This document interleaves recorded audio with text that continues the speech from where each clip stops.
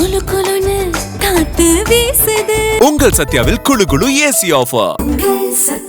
Line Arabian dates. இப்போ அது லயனா டேட்ஸ். லயனா பிரீமியம் டேட்ஸ். சுத்தம், சுவை மற்றும் ஆரோக்கியம். அண்ணாமலை விலகினாரோ விலக்கப்பட்டாரோ அந்த நாள்ல இருந்து அவர் பாஜக காரராக தான் இருக்க முடியுமே தவிர எடப்பாடி பழனிசாமியை முதலமைச்சர்னு சொன்னா அவருக்கு அரசியல் எதிர்காலம் என்ன?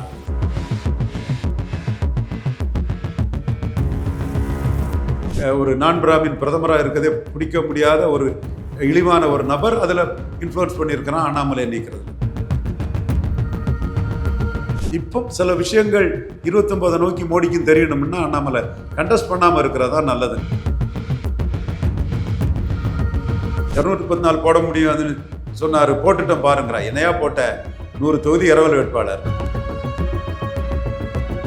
வந்து விஜய்ங்கிற மாய பிம்பத்தை வச்சு சீமான மட்டம் தட்டுற வேலை நடக்குது.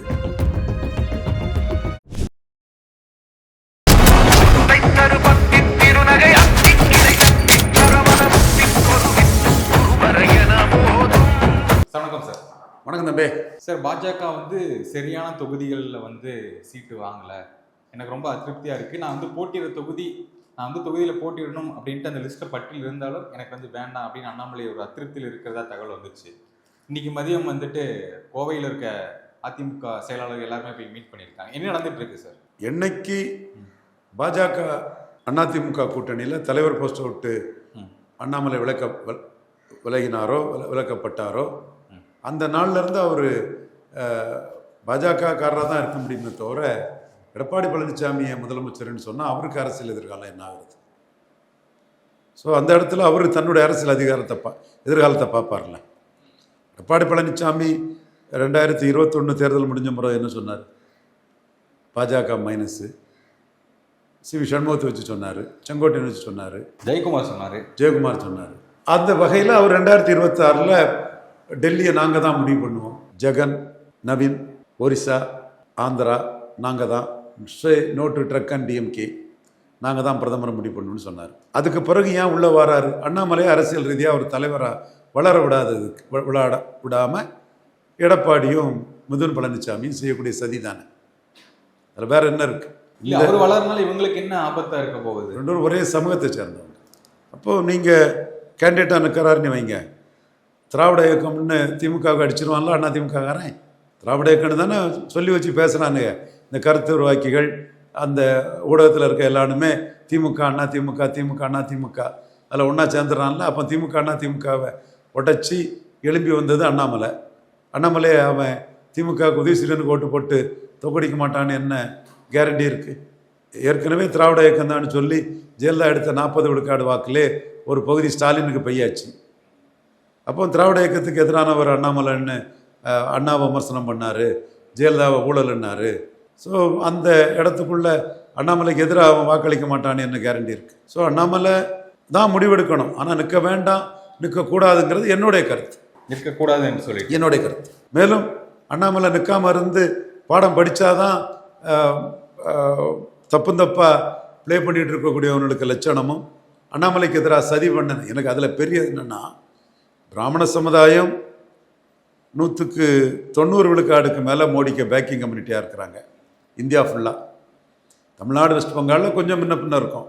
அந்த சமூகம் சோனியாவை 3வது முறை வரவிடாமல் பண்ணது மோடி தாங்கிறதுல நாட்டின் மானத்தை, ஆர்எஸ்எஸின் மானத்தை, இந்துக்களின் மானத்தை காப்பாற்றின ஒரு பெரிய தலைவராக மோடியை பார்க்குறாங்க.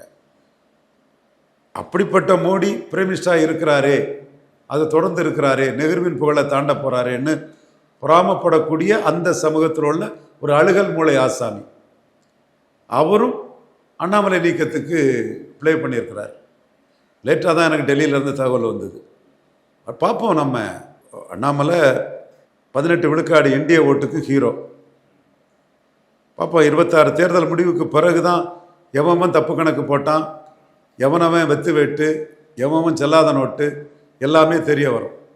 ஸோ அந்த வகையில் என்னோட கருத்து, இதெல்லாம் தெரிய வரணும்னா அண்ணாமலை கண்டஸ்ட் பண்ணாமல் இருக்கிறது தான் கரெக்டுங்கிறது என்னோட கருத்து. அண்ணாமலை தான் முடிவு எடுக்கணும். இல்லை, இப்போ நீங்கள் சொன்னது என்னென்னா, இந்த 19% வாக்குக்கு அண்ணாமலை தான் காரணம், தமிழக பாஜக வளர்ந்ததுக்கு அண்ணாமலை தான் காரணம் அப்படின்னு தொடர்ந்து சொல்லிட்டு வரீங்க. அப்படிங்கும்போது என்ன தெரியும் அவருடைய பவர் என்ன, எவரை புல் பண்றாரு அந்த ஓட் கெப்பாசிட்டி அப்படிங்கிறது தெரியும்ல. நின்னா அதிமுககாரன் சதி பண்ணுவான்ல, அவனுக்கும் ஒரு 23 விழுக்காடு 20 விழுக்காடு இருக்குது இல்லை, அந்த 20 விழுக்காடு வாக்கு அந்த தொகுதியில் அது 18 ஆட்டம் இருக்கலாம், 22 ஆட்டம் இருக்கலாம், 10-15 கூட இருக்கலாமே. அந்த ஓட்டு அண்ணாமலைக்கு எதிராக தானே இருக்கும். ஜெயலலிதா ஊழல்னு அண்ணாமலை சொல்லியிருக்காருல்ல. அதெல்லாம் மனசுல வச்சுட்டு ஓட்டு போடுவாங்களா? ஒரே கூட்டணி தானே.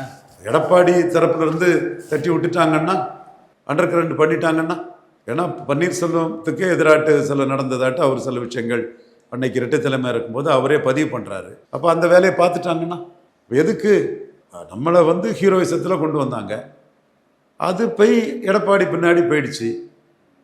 நீங்கள் அண்ணாமலையோட இது எங்கே வருதுன்னா ஈரோடு கிழக்கிலே வந்துடுது. விக்கிரவாண்டியில் நின்ன பிஜேபி ஈரோடு கிழக்கில் நின்று இருக்கணும். அதுவே ஒரு மைனஸ். இந்துத்துவா வீழ்ந்து தமிழ் தேசியத்தை வளர விட்ட இடம் ஆர்கே நகரும் ஈரோடு கிழக்கும். ஆர்கே நகரில் களத்துக்குள்ளே நின்று வளர விட்டாங்க. ஈரோடு கிழக்கில் களத்துக்குள்ளே அண்ணாமலை மேலே உள்ள, அங்கே தமிழிசை மேலே உள்ள இதில் நடந்தது, இங்கே அண்ணாமலை மேலே இதில் நடந்தது. அப்படி பண்ணிட்டாங்க. அதுக்கு பிறகு அண்ணாமலையை நீக்கிறாங்க.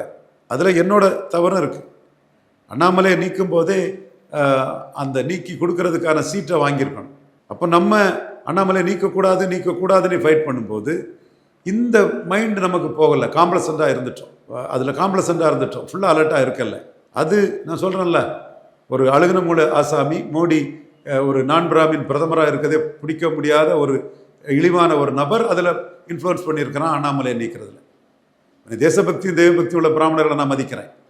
இப்படிப்பட்டவர்களை நம்ம தோலுரிச்சு காட்டணும், முகத்தறியை கிழிக்கணும். தானிங்க நடார் தொண்டனா பொது வாழ்க்கையில் வந்தவன் இவங்களெல்லாம் மரியாதையாக பேசணும். யாருனாலும் நம்மளோட மூத்தவங்க, அந்த மரியாதை கொடுக்கணும். முகத்திரையை கிழிக்கிறது நமக்கு ஒன்றும் பெரிய மேட்டர் இல்லை. ஸோ சில முகத்திரைகள் கிழிக்கணும், சிலரோட போலி பொய் பிரச்சாரங்கள் அடிபடணும். அதுக்கெல்லாம் அண்ணாமலை கண்டஸ்ட் பண்ணுறது சரியாக இருக்காதுங்கிறது என்னுடைய கருத்து. கண்டிப்பாக அண்ணாமலை மீது நமக்கு ஒரு பற்றுதல் உண்டு. ஒரே குட்டையில் ஒரே மட்டைகள்னு இறக்கும் தருவாயிலும் 38 விழுக்காடு வாக்கெடுத்த பெருந்தலைவர் காமராஜரை போற்றக்கூடிய ஒரு காமராஜ் ஆதரவு மனநிலை கொண்ட ஒரு குடும்பத்தை சேர்ந்தவர் அண்ணாமலை. நம்ம கூடுதலாக சென்டிமெண்டலாக அதுவும் அண்ணாமலை மீது நமக்கு ஒரு பற்றும் பாசத்துக்கு ஒரு காரணம். அதை தாண்டி மோடிக்கு ஒரு வேல்யூ அடிஷனாக இருந்தார். அண்ணாமலை தனிக்கட்சின்னு சொல்லும்போது நான் மோடிக்கு ஒரு வேல்யூ அடிஷனாக இருக்கணுங்க, மோடிக்கு ப்ளஸ்ஸாக இருக்கணுங்க, அதான் எல்லா இடமும் சொல்லியிருப்போம். இப்போ சில விஷயங்கள் 29 நோக்கி மோடிக்கும் தெரியணும்னா அண்ணாமலை கண்டஸ்ட் பண்ணாமல் இருக்கிறதா நல்லதுங்கிறது என்னுடைய. கண்டஸ்ட் பண்ணதுக்கு கடுமையான வற்புறுத்தல்கள் இருக்கும், பண்ணக்கூடாது. ஓகே, இப்போ கோவை வடக்கு கேட்கறத ஒரு தகவல் வந்துச்சு. ஏன்னா ஒரே ஒரு தொகுதி தான் பாஜக கொடுத்துருக்காங்க கோவையில். ஏற்கனவே கோவையில் சகோதரி வானதியை நின்றுட்டு போட்டு அவங்க நல்ல ஃபைட்டர், மக்கள் தொண்டர், தன் தொகுதிக்குள்ளே நல்ல திறம்பட செயலாற்றினவர். அவர்னு கேட்டு அதில் என்ன இருக்குது? சார், இன்னும் ஒரு 4 நாள் தான் இருக்குது வேட்புமனு தாக்கல் முடியறதுக்கு. காங்கிரஸ் சார்பாகவும் இன்னும் பெருசாக பண்ணலை, பாஜக சார்பாகவும் இன்னும் யார் லிஸ்ட் அப்படிங்கிறத ஃபுல்லாக வரல. ஏன் அப்படி? காங்கிரஸ் சார்பாக செல்வ பிறந்தைய லிஸ்ட்டை மல்லிகார்ஜுன கார்கே அப்படி என்டால்ஸ் பண்ணிடுவார். அதை உடைக்கிறதுக்கு ராகுல் காந்தி கிட்ட இது பண்ணுறாங்க. இந்த நிகழ்வு ராகுல் காந்தி வர்சஸ் செல்வ பிறந்தகைன்னு வந்ததுன்னா பஞ்சாபில் ஆட்சியில் இருந்த காங்கிரஸ் காலியானது மாதிரி இந்தியாவில் மோடியை எதிர்த்து ஃபைட் பண்ணக்கூடிய காங்கிரஸ் காலி ஆயிரும். செல்வ பிறந்தகை, மாணிக் தாகூர், ஜோதிமணி புண்ணியத்தில் அது நடந்தால் நமக்கு நல்லது தான், நாட்டுக்கு நல்லது தான். மோடி 4வது முறை பிரைம் மினிஸ்டர் வர்றதுக்கு இந்தியாவுக்குள்ளே நமக்கு ஒரு நல்ல இது வந்துடும். நம்ம பறந்துபட்டு மோடி சென்ட்ரிக்காக தான் நம்ம பார்ப்போம். அதனால தான் எடப்பாடி 29 மோடியை டிச் பண்ணக்கூடியவரும் நமக்கு தெரியும், master the art of teaching. அதனால் ரொம்ப கேர்ஃபுல்லாக இருக்குங்கிற லெவலில் தான் நம்ம கருத்துக்களை முன் வச்சுட்டு இருக்கோம். ஒரு குஜராத்தில் ஒரு பழமொழி உண்டு, ஷேர் கபி சுப்கர் வார் நடிகர்த்தேன்னு வரும். அது ஒரு மார்ஷியல் ஆர்ட்டில் எக்ஸ்போனன்ட் ஆர்ட்டு, இந்த கலரி இதிலெல்லாம் உள்ள ஒரு கம்யூனிட்டி தொடர்பான ஒரு பழமொழி. ஒரு ஓபிசி கம்யூனிட்டி தான். சிங்கம் மறைஞ்சிருந்து சண்டை போட்டதை யாரும் பார்த்ததில்லை, நேருக்கு நேராக சண்டை போட்டதை யாரும் பார்த்ததில்லைங்கிற மாதிரி நம்ம என்ன நினைக்கிறோம், என்ன இது பண்ணுறோங்கிறத வெளிப்படையாகவே மக்கள்கிட்ட சொல்லிடுறோம். 2 ரெட்டலைக்கு ஒரு தாமரை எதிர்பார்த்தோம், தரமாட்டாரு எடப்பாடி பார்க்கினர் நமக்கு தெரியும். அவருக்கு இல்லாடி ராஜதந்திரி கவுண்டர் பண்ணுவாங்கலாம் நம்ம முன்னாடி சொன்னதும் நம்ம என்றைக்கும் அவர் அதே இதில் தான் இருப்பாருன்னு நமக்கு தெரியும். ஆனால் 27 சீட்டு அடித்து ஒரு 3% கூட தகுதி இல்லாத கட்சின்னு இந்த கட்சியை காட்டிட்டார் அவர். அப்போ 3% கூட தகுதி இல்லாத கட்சின்னு இதை காட்டும்போது இவர் எடுக்கக்கூடிய வாக்குகளையும் நாளைக்கு விஜய் எடுக்கக்கூடிய வாக்குகளையும் சேர்த்துக்கிட்டு இவரும் விஜயும் சேர்ந்து ராகுல் காந்தி கிட்ட போக மாட்டாங்கன்னு என்ன இருக்குது? அப்போ யாரை நம்பி தமிழக பாஜக மோடி லீடர்ஷிப் அங்கே நிற்கும்? நம்ம we are more concerned about Modiji leadership. மீண்டும் சொல்கிறேன், இந்துக்களின் மானத்தை, இந்தியாவின் மானத்தை, ஆர்எஸ்எஸ்ஸின் மானத்தை காப்பாற்றினவர் அவர். ஸோ அவரையே 29 நாளைக்கு ஏமாற்றக்கூடிய வேலையை இவங்க செய்யலாம். ஸோ இந்த இடத்துக்குள்ளே அலர்ட்டாக இருந்து அண்ணாமலை களமாடுவார், நிற்க மாட்டாருன்னு நான் கருதுறேன். என்னோட நம்பிக்கையும் அப்படித்தான். அவருக்கு இது தெரியாததில்லை. ஒரு ஐபிஎஸ் ஆஃபீஸர், மேனேஜ்மெண்ட் தெரிஞ்சவர், நாளைக்கு என்ன வருங்கிறது புரிஞ்சவர், எல்லா இதுவுமே ரிபகர்ஷன்ஸை அலசி ஆராய்ந்து பார்க்கக்கூடிய ஒரு தன்மையும் ஷார்ப் எஜ்டு பிரெயினும் உள்ளவர். ஸோ அவர் நிற்க மாட்டாருங்கிறது என்னோட கருத்து. பொறுத்திருந்து பார்ப்போம். ஓகே சார், இப்போ மாணிக் தோக்கர்ல வந்து சொல்லிட்டு இருந்தாரு கூட்டணி ஆட்சி வேணும், ஒரு அதிருப்தியில் இருக்கு, அந்த மாதிரி நிறைய கருத்துக்கள் வந்துட்டே இருந்தது. இப்போ என்ன நிலையில் இருக்குது சார்? கூட்டணி ஆட்சிங்கிறது தான் காங்கிரஸும் விழுந்துட்டாங்க, பாஜக அதில் விழுந்துட்டாங்களா, அதை பற்றி பேச்சு மூச்சு இல்லையே. அதுக்குள்ளே ஒன்றும் கூட்டணி ஆட்சின்னு சொல்லி கூட்டணியை முறிக்கிறதுக்கு காங்கிரஸ் தலைமை சீட் ஷேரிங் முடியறதுக்கு முன்னாடியே விரும்பலையே. பல நிரூபிக்காத விஜயை நோக்கியெல்லாம் யாரும் போகலை. பல நிரூபிக்காத விஜயை பயன்படுத்தி 3 சீட்டை உயர்த்திக்கிட்டாங்களே தவிர ஒன்றுமில்லாத ஒரு கூட்டணி ஆட்சி தாரன்னு சொன்னால் அவருக்கு என்ன இருக்குது? எந்த தேர்தலில் நின்னார்? சீமானாவது 2024 நின்று கடைசியாக 8.2 எடுத்தார். இவர் 24 ராகுல் காந்திக்காக ஜால்ரா அடித்து சிஏ எதிர்ப்புலாம் நின்னார். அவரை நம்பி யார் கூட்டணிக்கு போவா? கடைபிடித்தேன்னு கொள்வார் இல்லை. சீமானும் சொன்னார், தம்பி நீ பலம் நிரூபிக்காதவன், அவன் முன்னாடி யாரும் கூட்டணிக்கு வர மாட்டாங்க. விஜயகாந்தாவது 8, 10, 5 நிரூபித்தவர், அவர் பின்னாடி மக்கள் நல கூட்டணியாவது வந்துனாப்புல. அதனால் மாதிரி விஜய்கிட்ட யாரும் கூட்டணிக்கும் இல்லை. அதே மாதிரி 214 போட முடியாதுன்னு சொன்னார். போட்டுட்டோம் பாருங்கிறா. என்னையா போட்ட? 100 தொகுதி இரவல் வேட்பாளர் ஜெகநாத் மிஸ்ரா, முஸ்தபா பாய், தென் ஷெரீப், இவங்கெல்லாம் கூட்டணி கட்சி. அதையும் உன் கட்சி மாதிரி மோசடியாக சொல்கிறேன். சரி, 214 தேர்த்திட்டேன், அதுக்கு நான் பாராட்டுக்கள். நான் அதை போட்டு முடித்ததுக்கு சாதனை தானே ஒத்துக்கிறேன். ஆனால் அதில் உள்ள வேதனை எடப்பாடி வேண்டாண்டி கழிச்சு போட்ட கேண்டிடேட் தான் 104 பேர். இப்போ பிரச்சாரம் போயிட்டு இருக்கு. கரூர் பொறுத்த வரைக்கும் செந்தில் பாலாஜி பார்த்துப்பாரு, எந்த பிரச்சனையும் வராரு, அவர் ஜெயிக்க வச்சிருவார், அதனால அவர் கோவையில் வந்து பொறுப்பு போட்டிருக்கு அப்படின்னு ஸ்டாலின் சொல்றாரு. ஏன் இங்கிருந்து அங்கே போய் நிற்கிறாரு அவரு? இந்த சில விஷயங்கள்னால அங்கே போறாருலாம் வருது. வேலுமணி கழிஞ்ச முறை கோயம்புத்தூரை ஸ்வீப் பண்ணிட்டாரு. 2024 ஒரு பின்னடைவை சந்திச்சிருக்கிறாங்க. அண்ணாமலை நின்னா அது அதிமுக பாஜக அணிக்கு கூடுதல் ப்ளஸ்ஸாக இருக்கும். என்ன சூழ்நிலை வருங்கிற சூழ்நிலையில் செந்தில் பாலாஜியை கோயம்புத்தூரில் இறக்கி விட்டுருக்காரு ஸ்டாலின். கூட்டணியும் தாண்டி திமுகவை பலப்படுத்தணுங்கிறதான் செந்தில் பாலாஜி விஷயத்தில் ஸ்டாலினுக்கு முடிவு. அது ஈரோடு கிழக்கில் உள்ளாட்சி தேர்தலில் பண்ணியிருக்கிறாரு. ஸோ கோயம்புத்தூரில் பண்ணுவார். வேலுமணி போன்ற மிக பவர்ஃபுல் ஆர்கனைசருக்கு எதிராக இவர் செந்தில் பாலாஜி தான் கரெக்டாக இருக்குங்கிறது அவருங்க நோக்கம். அந்த வகையில் அவங்க அதை ஸ்டாலின் பிளே பண்ணல. அங்கே ஜெயிக்க முடியுமா சார்? ஏன்னா இருக்க 10 தொகுதியிலும் தொடர்ந்து அதிமுக தான் ஜெயிச்சுட்டு வராங்க. அங்கே ஒரு திமுக கேண்டிடேட் ஜெயிக்க முடியும் அப்படின்னு சாத்தியமா? 2021 மேற்கு ஸ்வீப் ஆகும்னு நான் கருதினேன். ஸ்டாலின் அதை நம்பினார். என்கிட்ட பேசிட்டு வரும்போது கூட பெரிய வெற்றி மேற்கில் தான் பெறுங்கிறத ஸ்டாலின் கருதாரு. ஆனால் அன்னைக்குள்ள காலகட்டம் ரெட்டத்தலைமை இருந்தது, இடி சப்போர்ட் இருந்தது. ஆராசா ஒரு வெடிகுண்டை தூக்கி வீசினார். ஆராசா தேர்தல் நேரத்தில் பேசக்கூடாத பேச்செல்லாம் பேசி ஒரு வெடிகுண்டை திமுக வாக்கில் கலைக்கிறது மாதிரி அவருக்கு என்ன பிரச்சனையோ விட்டார். அது மாதிரி ஒரு தேர்தல் அறிக்கையில் ஒரு பிரச்சனையை போட்டாங்க. அதையும் இது பண்ணி அங்கே உள்ள கொங்கு வேளாளர்கள் மற்ற இதர இந்து சமூக மக்கள் வாக்குகளை கலைச்சிட்டாங்க. இன்னைக்கு அங்கே இரட்டை தலைமை ஆனதில் ஓபிஎஸ்ஸை நீக்கினதில் ஒரு ஜாதி கட்சி ஆயிடுச்சு. நான் தான் அதை வாங்கி அடிக்கிறேன். மற்ற அரசியல் விமர்சகர்கள் எவனுக்கும் எந்த சகோதரர்களுக்கும் அது சரியாக அது புரியலை. நாம் அது தெளிவாக சொல்கிறோம். ஒரு ஜாதி தலைமையாட்டு ஆயிட்டாங்க. இபிஎஸ் இருக்கும்போது ஒரு நான் வெள்ளாள கவுண்டராட்டு ஒரு முக்குலத்தோர் இருந்தார். உங்க பொறுத்தவரை ஒரு நான் வெள்ளாள கவுண்டராட்டு முக்குலத்தோர் இருந்தார். அது 2021 வேலுமணி ஒரு இலையில் எடப்பாடி பழனிசாமியும் ஒரு இலையில் ஓபிஎஸ்ஸையும் போட்டு தான் அந்த கல்யாணங்கள்லாம் இலவச திருமங்களாக நடத்தி அம்மா சின்னம் ரெட்டலை அதுக்கு தோல்வியே இல்லைன்னு ஜான் ஆரோக்கியசாமிக்கு இது என்கிட்ட கேட்டாப்பில்ல. நான் இந்த இதுதான் கரெக்டாக இருக்குன்னு சொன்னேன் அவர்கிட்ட. ஸோ அதெல்லாம் அவர் பண்ணாங்க. இப்போ ஜெயலலிதாவின் விசுவாசியான பரதனையே தூக்கி எறிஞ்சாச்சு. அவரும் அரசியல் சர்வைவலுக்கு உதயசூரியன் பக்கம் போயிட்டாப்புல. ஏற்கனவே உதயசூரியன் நோக்கி அதிமுக கேடர்ஸ் ஓட்டர்ஸ் நிறைய பேர் போயிருக்காங்க. அப்போ இந்த சூழ்நிலையில் ஜெயலலிதா கையில் இருந்த ரெட்டலை வேற, எடப்பாடி கையில் இருக்கக்கூடிய ரெட்டலை வேறங்கிறது கொங்கு பகுதி மக்களுக்கு தெரியும். அதனால் நான் வெள்ளாள கவுண்டரை கன்சால்டேட் பண்ணி கொங்கு வேளாளர்களை கட் பண்ணி அது எல்லாமே கொங்கு வேளாளராக தான் கேண்டிடேட்டாக நிறைய போட்டிருக்காங்க. அதில் ஒரு 30 விழுக்காடு கொங்கு வேளாளர் ஓட்டு வந்தாலும் அந்த கேண்டிடேட்டு அவர் சார்ந்தவங்க ட்ரெடிஷ்னல் டிஎம்கே கொங்கு வேளாளர்ஸ் எல்லாம் ஒரு 30 வந்தாலும் அதர் காஸ்ட்டில் வந்து ஓபிஎஸ்ஸை நீக்கினதுனால அந்த கட்சியின் தன்மை ஒரு ஜாதி கட்சி ஆயிட்டுங்கிற அந்த தன்மையில் பெரிய அளவு வாக்கு வரும்னு ஸ்டாலின் கருதுறாரு. மேலும் தேமுதிகவுக்கு 10 சீட்டு கொடுத்ததும் அதை பின்பற்றி தான். நாயுடு சமூக வாக்கு வந்து கன்சாலிடேட் ஆகும். இதில் நீங்கள் செந்தில் பாலாஜி முன்னிட்டு நடத்தின இபிகேஎஸ் இளங்கோவன் அந்த இடைத்தேர்தலில் அந்த ப்ராசஸ் ஆரம்பிச்சிட்டு ஏசியூரும் அரசியல்வாதிகளுக்கு அரசியல் விமர்சன நண்பர்களுக்கு தெரியாது.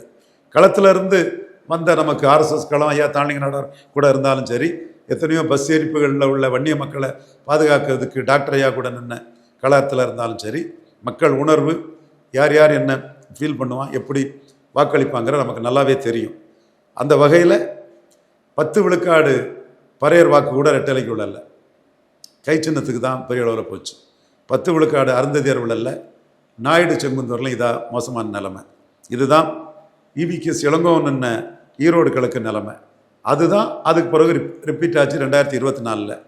இவங்க 21 மக்கள் சட்டமன்றத்தை வச்சு பேசுகிறாங்க. எடப்பாடி பழனிசாமி இடைத்தேர்தலில் நிற்காமல் போனதுக்கு காரணமே சீமான் 1 விழுக்காடில் இருந்தவர், பழனிக்குமார் தான் 1 விழுக்காடு தமிழ் தேசியத்துக்குன்னு எக்ஸ்போஸ் பண்ணார் தேர்தல் ஆணையர். தன்னோட பிரச்சார வலிமையால், தன்னுடைய சமூக நீதி பார்வையில் உள்ள அரசியலில் செங்குந்தரை போட்டு வாளோடும் நூலோடும் பிறந்த செங்குந்தர், வீரபாகுத்தேவன், முப்பாட்டன் முருகனின் படைத்தளபதியெல்லாம் சொல்லி எடுத்து, இன்னொரு விஷயம் அது நமக்கு மாறுபட்ட கருத்து இருந்தாலும் அதையும் சொல்லி எடுத்து 6.3 வந்துட்டார். 2000 ரூபா ஓட்டுக்கு கொடுத்து எடப்பாடி, செங்கோட்டையன், மாவட்ட செயலாளர், கேண்டிடேட் எல்லாமே வெள்ளாள கவுண்டராக இருந்தும் அண்ணாமலையும் கூட இருந்தும் பாஜக 5 விழுக்காடு வாக்கு எடப்பாடி அடி வாங்கிட்டார். ஸோ இந்த இடம் தான் என்னோட அரசியல் கணிப்புக்கு நான் வைக்கிறேன். எடப்பாடி பழனிசாமி மீண்டும் ஈரோடு கிழக்கில் நிற்காமல் ஓடினதுக்கு காரணம் சீமான் 8.3 24 எடுத்தவர் 5 விழுக்காடு கூடுவார். இவர் ஆற்றல் அசோக்குமாரை விட்டு 23 எடுத்தவர் 5 விழுக்காடு குறைவார். சீமானுக்கும் எடப்பாடி பழனிசாமிக்கும் கொங்கு மண்டலத்திலே வித்தியாசம் இல்லைன்னு வரும். இது மற்ற பகுதிகளிலே பெர்குலேட் ஆகி எடப்பாடியை ரொம்ப பலகீனப்படுத்தும். அதனால தான் ஈரோடு கிழக்கு இடைத்தேர்தலை அவர் புறக்கணித்தார். இப்போ இதெல்லாம் வந்து விஜய்ங்கிற மாய பிம்பத்தை வச்சு சீமானை மட்டம் தட்டுற வேலை நடக்குது. நான் ஒருத்தந்தான், விஜய் வரட்டும் பார்ப்போம், அவர் யாரை பலகீனப்படுத்தி எவ்வளவு எடுக்கிறாருன்னு பார்ப்போம். இப்போ சீமான் எடப்பாடியை பலகீனப்படுத்தி வராரு. சீமான் பலகீனப்படுத்துவார், அது எக்ஸ்போஸ் ஆகிடக்கூடாதுன்னு ஈரோடு கிழக்கிலே எடப்பாடி நிற்கலைங்கிறத நான் தான் வெளிச்சம் போட்டு காணிக்கிறேன். நேர்காணல் மிக்க நன்றி. வணக்கம் சார். நன்றி.